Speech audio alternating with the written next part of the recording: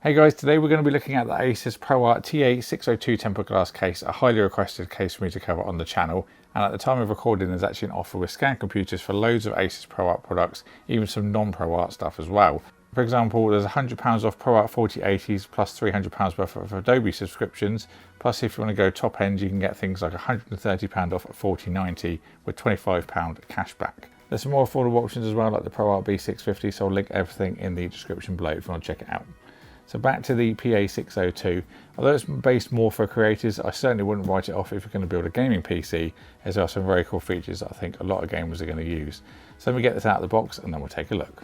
So here is the PA602. Bit of a spoiler alert, I've actually tested this case already for thermals, which I can talk to you about at the end. But I wanted to strip it down so we could do the overview, and then I've got the full ProArt range to put in it, so I can briefly show you at the end. Then I'm going to do a separate video if you want to see that in depth, but I will put it all in there so you can see what it looks like. That's also available as a full system from Scan as well. You can just buy the whole system with all the ProArt stuff, 4090, 4900K, the ASUS ProArt liquid cooler AIO in there as well. But I will show you that all at the end if you want to have a look at that. And then, like I said, there'll be a separate video. There's a lot of things on this case that I think have been taken from the GT502. And of course, I'll run you through those things at a time, but there's a lot to talk about, so get comfy. I'm going to start on the front for a bit of a change. There's some quite cool stuff I want to show you. So 15.5mm spacing between all of these bits on the grille. There's two latches at the top. If you press these together, which will release this front panel, there's also a dust filter at the back in there as well. ProArt styled, very nice. Then you can see we've got two massive 200mm fans in the front. These are also 38mm thick as well, so they're really going to push a lot of air. You've got a 140 rear exhaust as well, but these are real beefy. Now there's a little part here, I don't know if you can see it. When there's a certain amount of dust on the front of the case, there's a light on the side that will light up to show you that you need to clean the front panel. I've never seen that on a front case. I think that's really cool. That's one of the features I think will be especially good for gamers, because we're really bad at letting our systems get dusty. So I think we can certainly benefit from having that on more cases, that's for sure. Now going on to the top, as we're in that kind of direction, we have got a lot of I/O to talk about. So we've got a fan option on the left here. So you can go from an auto, so which is RPM sensing from the little header that's on the actual back of the case, to then a max speed. We've also got a headphone jack, two USB 2s, USB 3, which is USB 3.2 Gen 2. And you've also got two USB 3A ports, a reset button. Now at the end we've got possibly my favourite feature of the whole case, which is your power button of course, but then you've got a little slider that will stop that being depressed. So anyone got cats? You may have had the situation when they've just been strolling across the top of the case because it's warm, like to lay there, and then they've pressed your power button and turned it off. So anti-cat button built in. Again, another thing that I think would be great on a gaming case. But of course you can use this for gaming either way.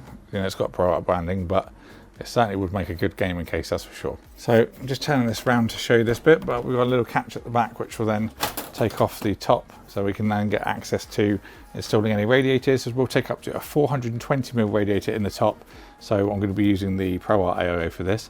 And there's also a little bit at the back here that will take your antenna for your motherboard, so you can put your Wi-Fi antenna in there. Keeps it nice and tidy as well, keeps it out of sight so it's not like sticking out the back.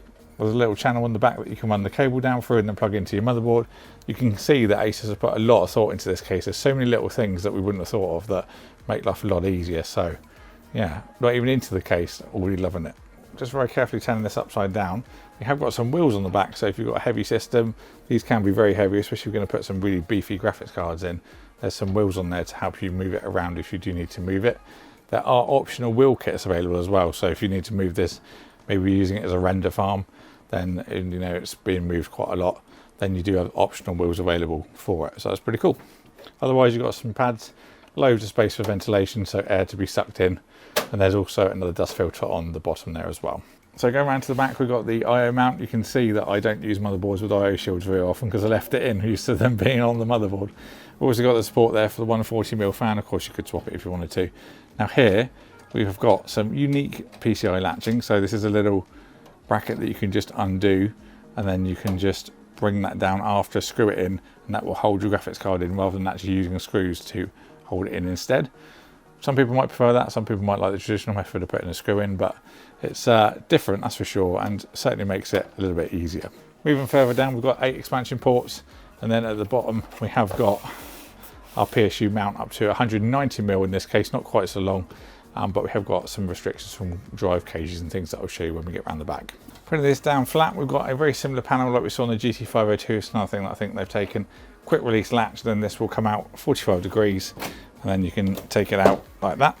You've also got some filtration on the side as well. If you're going to be using maybe like a vertical mount for your graphics card, then it's going to get some nice fresh air through the side panel, which otherwise you've seen some cars go quite close up to the glass, so they do get a bit starved depending on what model you're using. So nice to see we've got some filtration there. So into the belly of the beast, you can see we've got support here for an up to EATX. You can take a really big board in this case. There's also this cover that they say will also kind of direct the air over the right components, but you can actually slide this forward and back, so you can position it where you'd like to. Obviously, depending on where your cables come out, you might need to adjust it back a little bit, or if you know cables are really stiff. But I think ATX would be the majority of motherboards that people will be using for this. Just you can see those massive 200mm fans in the front there. Now it already made me think, putting some 200mm Noctuas in there. Same in the back, Noctua graphics card. Just saying, if you want to see a Noctua build in this, let me know, because I'm going to try and get one of these back to do some more stuff with. Also a gaming build as well, but I'll talk to you more about that at the end. So other things to talk about, we've got a PSU shroud. This is the way you're going to put your power supply in. It's not going to be coming in from the back. A couple of screws to remove that, very easy.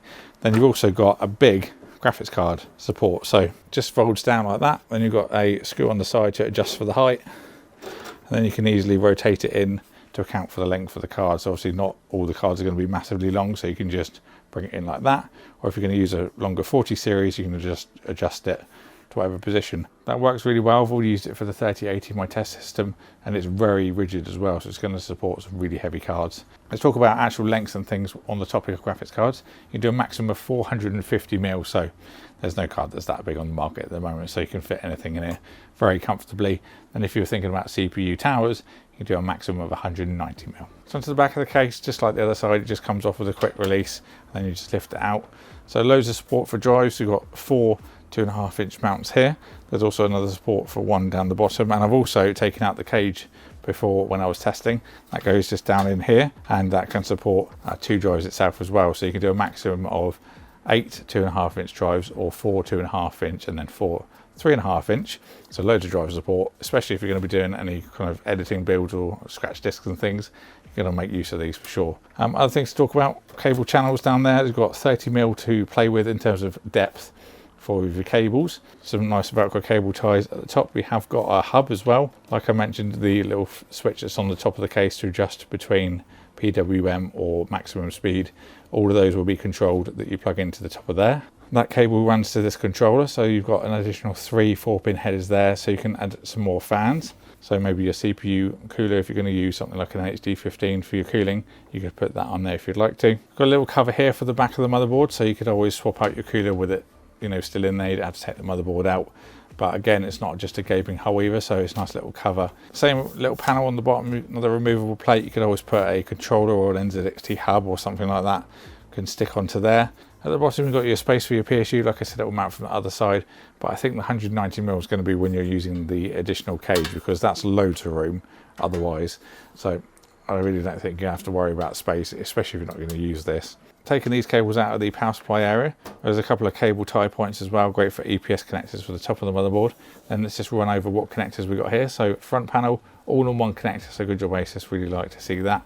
We've got our USB 2 headers for the top of the case, the PWM sense as well, so when you're using the fan controller on the top. There's the USB 3 header, a HD audio header, and then the USB-C. So I think that's everything you need to know about the case itself. Now I'm going to put that ProArt system in so you can see what it all looks like. The same one you can actually buy from Scan as well if you want to buy it as a brief built rather than building it yourself. And then of course in the conclusion I talked about thermals, my building experience and my overall thoughts. So I've now built the ProArt system. As I mentioned before, this is available as a pre-built from Scan, either with a 4080 ProArt or a 4090 if you don't want to build it yourself. The build itself was fairly straightforward. The only thing that confused me was the radiator mount, as if you're using the 420 you do need to mount it in a specific way, and I would recommend that you put the EPS connectors into the board before you install the rad as well. I will be doing a full video on this system separately, just as a little bit of a teaser. It's got an i9-14900K and 64GB of DDR5. I'm going to do that separately purely for the guys that want to see the case review, so I don't bulk out the video too much. So let's go over the temps that I saw from this case. My test system is a 5800X3D with an RTX 3080 TUF. We've got the Noctua NH12S set to 1600 RPM. I also set the rear fan to that on a fan speed reducer, and the front fans were at full speed because they're big and a bit slower, so they needed to be full speed to get anywhere close to my usual 1600 RPM that I set them to. So I saw a maximum temperature of 78.2 with the room delta of 19.2, so a perfect 59 degrees, which puts the PA602 in the middle of the table in terms of cooling from the cases that I've tested so far. So really good potential for cooling, and I really love the 200mm thick fans on the front. They're really beefy. There's a lot of great features I think on this case in general though. You've got the anti-cap button, the hideable Wi-Fi antenna, and then you've got your dust detectors on the front, which I think is really cool. Put your hands up if you forget to clean your PC regularly. Put your hand down, you look silly. But you get my point, they're all great things I think any case would benefit from. This has got a lot of potential for other builds. I hope I can get another one to look at as well, because I've got some pretty cool ideas for it already. So leave a like if you want to see some of those. Now the pricing at the time of recording is £239, so it's certainly at the upper end of the scale. But for example, the Be Quiet 902 Pro that I looked at was £319. So for what this offers is a whole lot more, and £100 or £80 less. So I think for what it offers, it does actually have a good price to it. It's also very clear that ASUS put a lot of time and thought into the case, and it's resulted in what I think is a pretty good product. I'll leave links for this case down below if you want to pick one up, and of course check out the links to the scan deals. There's some really good money off stuff, not just ProArt as well. There's also Tough and Strict, so a whole range of things. So definitely have a look if there's anything you want to check out.